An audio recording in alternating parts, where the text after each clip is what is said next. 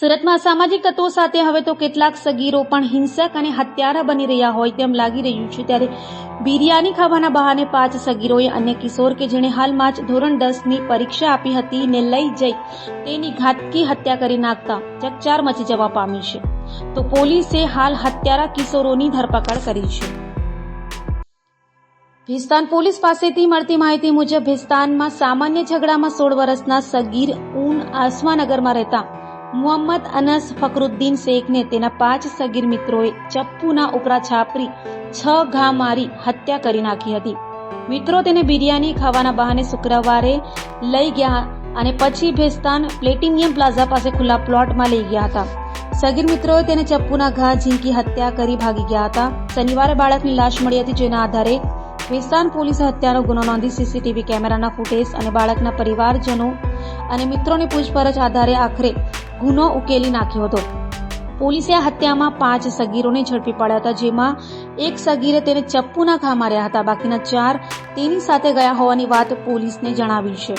તો મૃતકે હાલમાં જ ધોરણ 10 બોર્ડની પરીક્ષા આપી છે। હત્યા કરનારા સગીરો પણ અભ્યાસ કરે છે અને તેઓની 13 વર્ષથી લઈ 16 વર્ષની ઉંમરના છે। હાલ તો પોલીસે હત્યારાઓને સળિયા પાછળ ધકેલી દઈ તેઓની વધુ પૂછપરછ હાથ ધરી છે।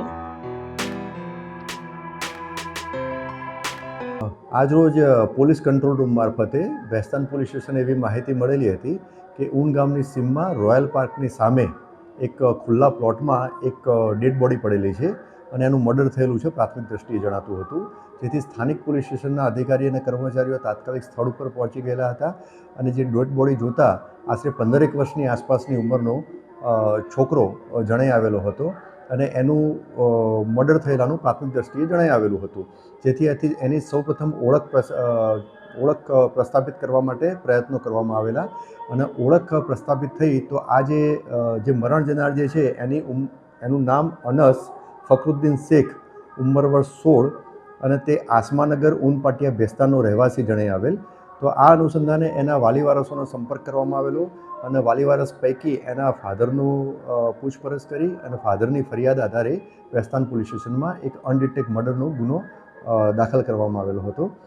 સદર ગુનાની તપાસ ચાલુ હતી અને આ ગુનાના જે આરોપી હતા એને શોધવાની કામગીરી ચાલુ હતી।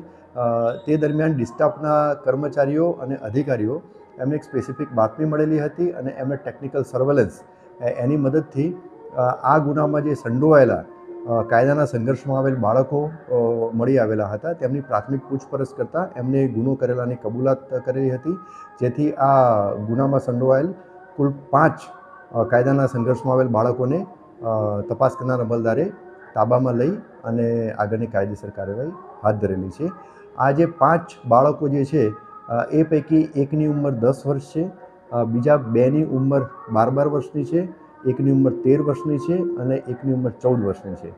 આ જે ગુનો કરનાર જે કાયદાના સંઘર્ષમાં આવેલ બાળકો અને મરણ જનાર એ બધા આમ તો સાથે જ રમતા હતા અને બધા મિત્રો હતા, પરંતુ રમતા રમતા આ લોકોને ઝઘડા થતા હતા અને જે મરણ જનાર જે છે એમનો ચેડવતો હતો, હેરાન કરતો હતો, મા બેન સામે ગાળો બોલતો હતો, જેથી આ જે 5 બાળકો જે છે એમને નક્કી કરી અને આ 5 બાળકો પૈકી એક બાળકે એના ઘરેથી છરી લાવી અને આ 5 બાળકોએ પ્લાનિંગ કરી અને આ ગુનાવાળી જગ્યાની બાજુમાં એને છરીનો ઘા મારી અને એકબીજાની મદદગારી કરી અને ખૂન કરેલું હતું।